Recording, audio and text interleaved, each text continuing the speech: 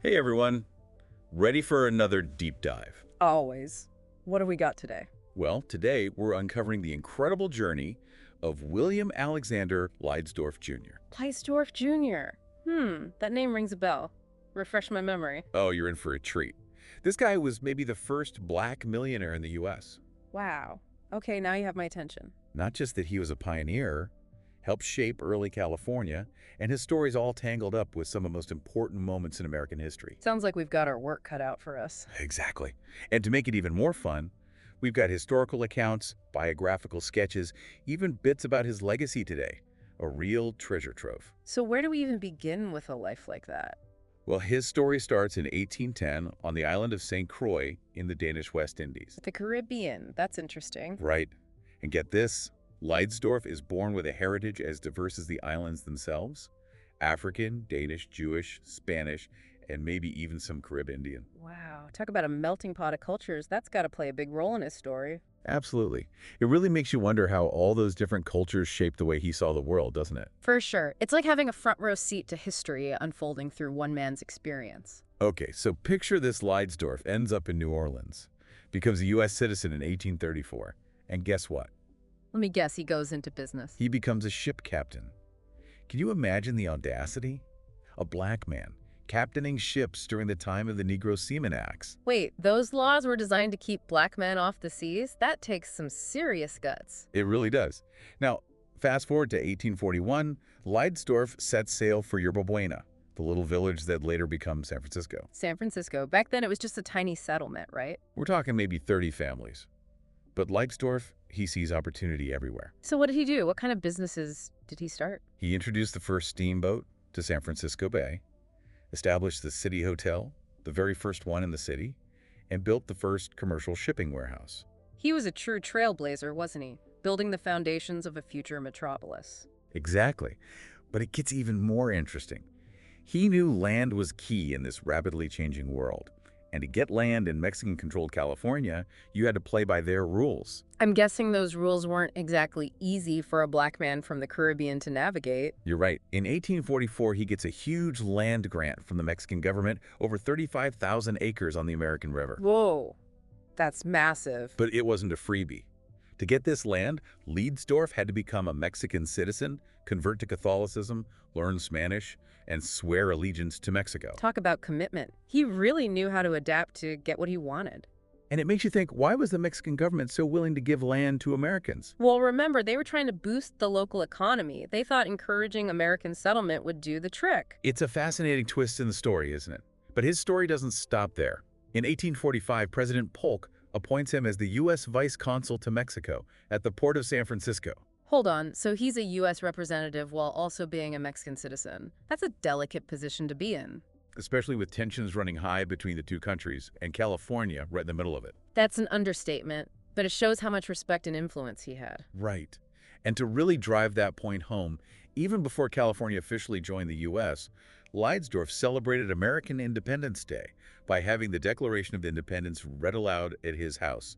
Talk about making a statement. That's bold. He clearly saw himself and California as part of the United States. It's almost like he could predict the future. Well, in many ways, he was shaping the future, wouldn't you say? Absolutely. He served on the town council, was a member of the first school board, even became the city treasurer. He wasn't just building a fortune, he was building a community. Exactly. And he did all this before tragedy struck.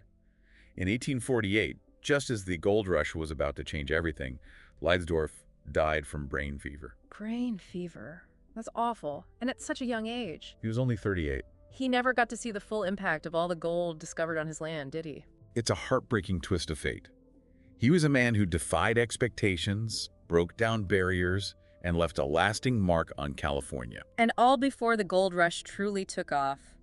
Makes you wonder what could have been. You know what? Let's take a quick break and then we'll delve into the aftermath of Leidesdorff's death. The story of his estate, his heirs, and the legal battles. It's just as fascinating. It really does make you think, doesn't it? What would have happened if he had lived to see the gold rush? Imagine the impact he could have had. But, you know, that's history for you, full of what-ifs and unexpected turns. Speaking of unexpected turns, what happened to his fortune after he died? It wasn't exactly a small sum. You're right, it was a massive estate. And here's the thing, he died without a will. No will. Wow. Talk about complicating things. So who ended up inheriting everything? Well, it wasn't a simple answer. Leidesdorff had no wife or children, so the question of his rightful heirs turned into a legal battle that dragged on for I years. bet everyone must have been trying to get a piece of that pie. Exactly. There were his relatives back in the West Indies, his mother, Anna Marie Sparks, and some siblings. A U.S. Army officer named Joseph Folsom, who later became the mayor of San Francisco, managed to track them down. Wait, hold on. So this Folsom guy just comes in and takes over? Not quite. He convinced Anna Sparks to sign over her son's estate to him for a mere $75,000. $75,000 for an estate worth over $1 million. That's practically a steal. You're catching on. People questioned the legality of it right away, and for good reason. California was in this weird transition period going from Mexican to U.S. rule, so the laws about inheritance were kind of a mess. So you've got these competing legal systems, relatives who are far away and probably in the dark about what's going on, and Folsom right there in the middle of it all, walking away with a fortune. Sounds like something out of a movie. It really does. And it shows how power dynamics played out back then. Leidesdorff's family, maybe because of their race and the distance, had little say in what happened. It's a sad part of the story, for sure.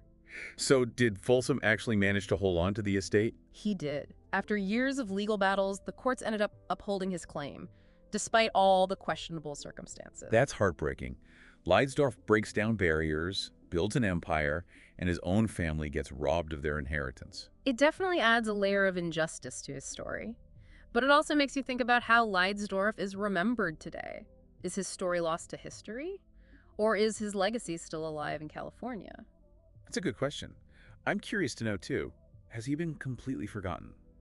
Thankfully, no. Even though he didn't live to see his vision fully realized, his name hasn't been erased. In fact, he's gaining more and more recognition as a key figure in California's history. That's good to hear. Are there any statues or memorials dedicated to him? Places named after him? Well, right in San Francisco's financial district, there's Leidesdorff Street. And there's another Leidesdorff Street in the city of Folsom. Isn't that ironic? A street named after him and the town named after the man who, let's say, benefited significantly from his family's loss. It's a strange twist, isn't it? But I'm glad there are at least some places that acknowledge his contributions. Me too. What else? Any other ways his legacy is being honored? Definitely. It's more than just street names. There's a growing movement to commemorate his achievements on a larger scale. Part of U.S. Route 50, which runs along his old ranch, is now called the William Alexander Leidesdorff Jr. Memorial Highway. That's fitting, especially since it's near the American River where the gold that sparked the rush was found on his land. Exactly. It ties his name directly to that pivotal event that changed California and the whole country. So it seems like people are finally starting to recognize the importance of his story. Yes. There have been exhibitions, bicentennial celebrations in his birthplace of St. Croix, and even calls for a national monument in his honor. It's wonderful that his story is being brought back into the light. It's about so much more than just the wealthy accumulated, right? It's about his entrepreneurial spirit, his resilience against discrimination, his vision for a better California.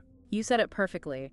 His life embodies a complex, even contradictory version of the American dream. It's a reminder that history is full of these unsung heroes, people whose contributions were overlooked or forgotten. But by digging deeper, exploring their stories, we get a richer understanding of our past. And maybe even more importantly, we can find inspiration in those stories, their struggles, their triumphs, their perseverance. His legacy is a testament to the power of the human spirit. Absolutely. It makes you wonder, though, what if he hadn't died so young? How different could California's history have been with him at the helm during those crucial years? It really is a fascinating question to think about. These key moments where the fate of one person could have changed the course of history. Right. Imagine him, Leidesdorff, with all his wealth and influence, and his unique viewpoint as a biracial man, navigating that crazy gold rush boomtown era. You're right, it's fascinating to think about. He was already a respected leader, a bridge between the American and Mexican communities. With all those gold seekers pouring in from everywhere, his vision for a multicultural and economically booming California might have taken off even more. And it makes you think, how might his presence have impacted race relations during such a chaotic time? Could a successful, wealthy black man like Leidesdorff have challenged the racism and discrimination that was becoming so deeply rooted in California?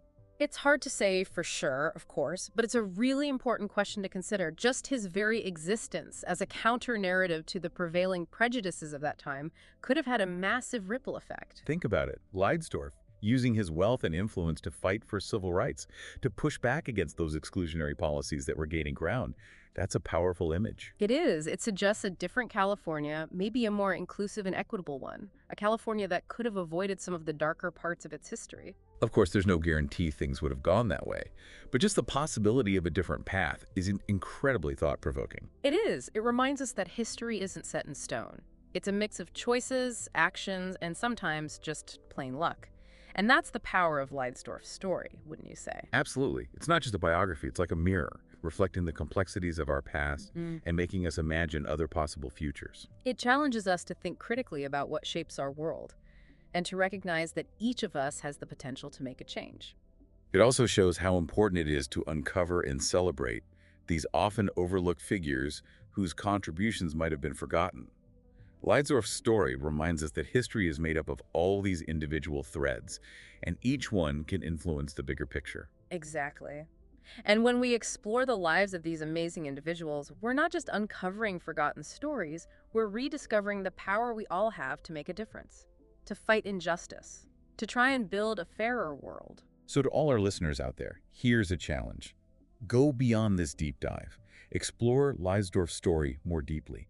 Look for those hidden histories in your own communities. And most importantly, think about how these narratives can inspire us to create a better future. Because in the end, understanding the past isn't just about knowing facts. It's about empowering ourselves to shape a future where we learn from the injustices of the past and don't repeat them. Well said.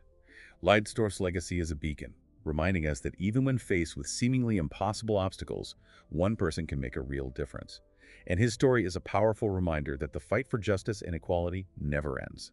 It takes constant work and a commitment to uncover and amplify the voices of those who have been silenced or marginalized throughout history. Thanks for joining us on this incredible deep dive into the life of William Alexander Leidesdorff Jr., a true California pioneer.